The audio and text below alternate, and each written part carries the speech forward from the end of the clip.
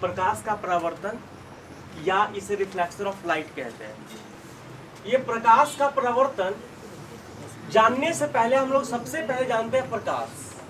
प्रकाश क्या है? ठीक है, प्रकाश क्या है? ठीक है, सबसे पहले हम ये जानते हैं कि प्रकाश क्या होता है। तो देखो, प्रकाश एक प्रकार का ऊर्जा है, एक प्रकार का एनर्जी है, बात सुनो, जिसकी सहायता से, ठीक है, जिसकी सहायता से हम किसी वस्तु को देख पाते हैं। अगर प्रकाश नहीं हो तो हम किसी वस्तु को नहीं देख पाएंगे। समझ में आया ना? हम आंख से देखते हैं, आंख के द्वारा देखते हैं, लेकिन प्रकाश की उपस्थिति में देखते हैं। अगर इस दोनों में से अगर कोई चीज नहीं होगा, दोनों एक दूसरे का पूरक है। अगर हमारे पास आंख हो और प्रकाश ना हो तब वस्तु को नहीं देख पाएंगे, या प्रकाश ही हो आंख ना हो तब पर भी वस्तु को नहीं। प्रकाश के बारे में बहुत कुछ कहा भी जा सकता है कि प्रकाश एक प्रकार का विद्युत चुंबकीय तरंग है, कि विद्युत चुंबकीय तरंग में विद्युत होता है और चुंबक होता है, यह दोनों मिल जाता है तो यह एक प्रकार का विद्युत चुंबकीय तरंग बनाता है।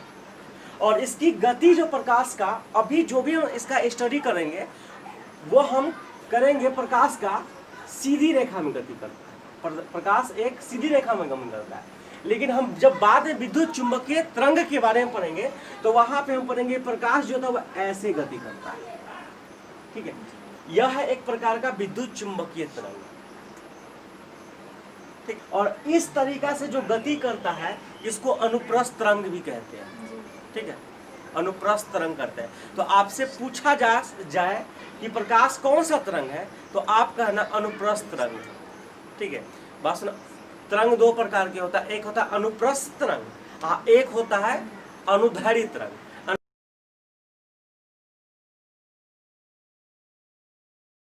देख पाते हैं, ठीक है, प्रकाश कहलाता है। नेक्स्ट है प्रकाश स्रोत। इसको हम कहते हैं source of light. Source of light, source of light. देखो, जिस वस्तु से प्रकाश निकलता है, जो वस्तु से हमें प्रकाश प्राप्ति होती है उसे प्रकाश स्रोत कहते हैं। जैसे बल्ब हो गया, लालटेन हो गया, ठीक है, टॉर्च हो गया, ये जितने भी वस्तु है वो सब के सब क्या है? प्रकाश स्रोत है। ठीक है, इसके बाद हमारा सन भी हो सकता है, जुगनू भी हो सकता है, चंद्रमा भी हो सकता है, तारे भी हो सकता है, तो ये सभी प्रकाश का स्रोत है। लेकिन ये है प्राकृतिक प्रकाश स्रोत। प्राकृतिक मतलब जिसे हम लोग ने नहीं बनाया। ठीक है, सूर्य चंद्रमा को क्या हमने बनाया?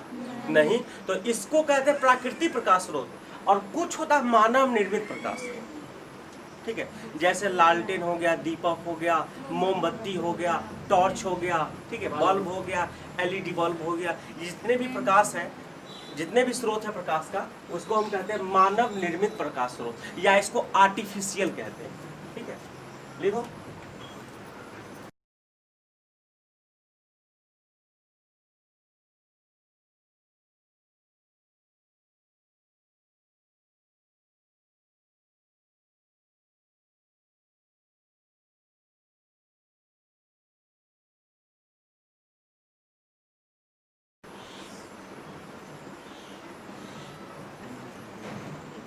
प्रकाश की किरण,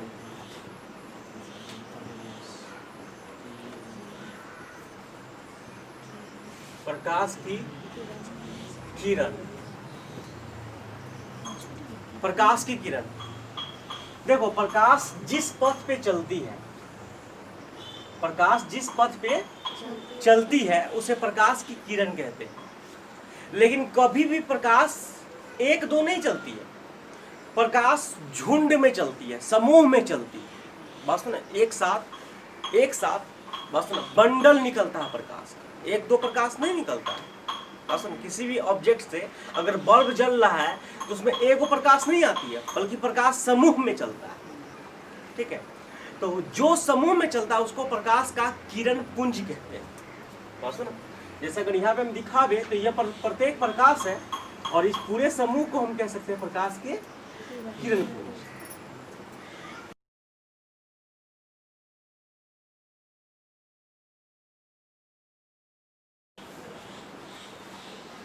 ठीक है, अब किरण पुंज,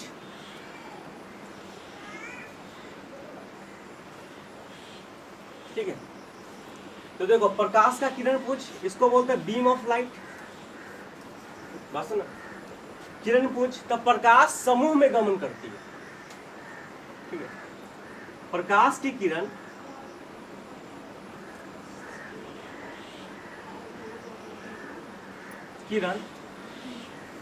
समूह में गमन करती है,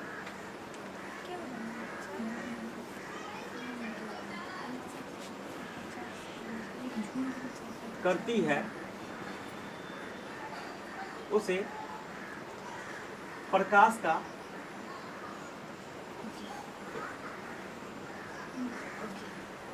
किरण पुंज कहते हैं।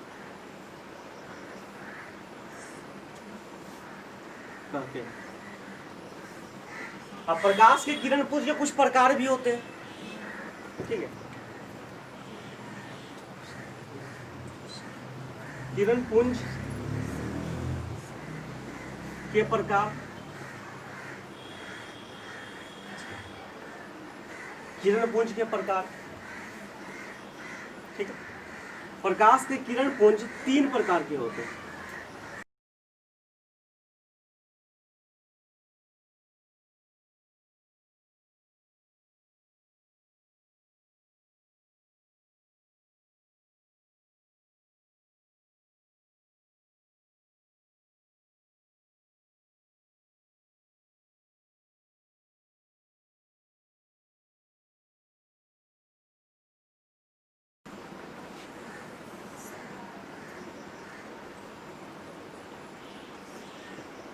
अभिसारी किरण पुंज, किरण पुंज के प्रकार होते हैं अपसारी किरण पुंज, समानांतर किरण पुंज, अभिसारी किरण पुंज।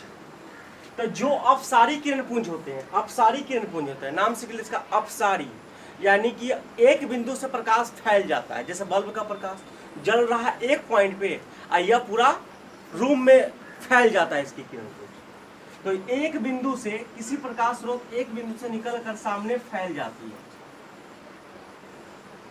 ठीक है, तो यह हो गया अपसारी किरण पुंज। ठीक है, दूसरा होता है समानांतर किरण पुंज। समानांतर किरण पुंज, देखो यह समानांतर किरण पुंज है।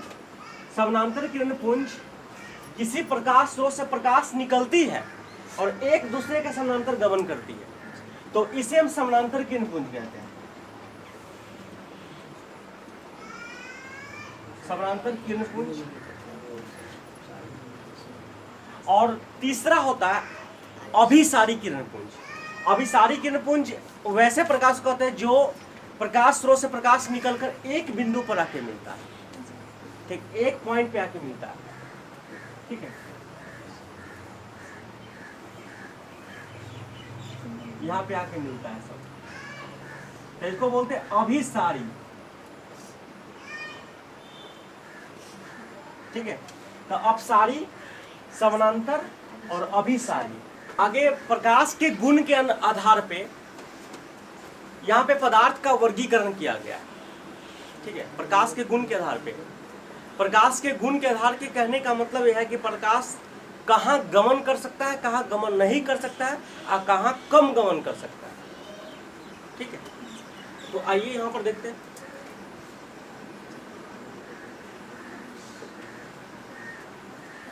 पदार्थ का वर्गीकरण में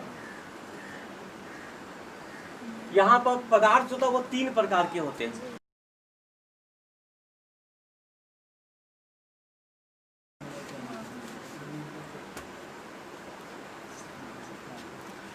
पारदर्शी पदार्थ, अपारदर्शी पदार्थ और पारभासी पदार्थ। तो देखो पारदर्शी पदार्थ उस पदार्थ को कहते हैं जिससे होकर प्रकाश की किरण आसानी से आर पार हो जाए, माने इस पार से उस पार वो आसानी से जा सके, उसे पारदर्शी पदार्थ कहते हैं। जैसे ठीक है कांच, बस ना कांच होगा, ठीक है जल होगा, ठीक है, इससे होकर प्रकाश की आसानी से पार कर जाता है, तो इसे कहते हैं पारदर्शी पदार्थ। ठीक है, पारभासी पदार्थ जिससे होकर प्रकाश बिल्कुल पार नहीं कर पाता, ठीक है, जिससे होकर प्रकाश की पार नहीं कर पाता है, जैसे दीवार, ठीक है, लकड़ी, बस ना मोटा कागज, जिससे होकर प्रकाश पार नहीं कर सकता है। और पारभासी पदार्थ वह पदार्थ है जिससे होकर प्रकाश की किरण आसानी से पार नहीं कर पाता। आसानी का मतलब कि थोड़ा थोड़ा पार कर सके, ठीक है।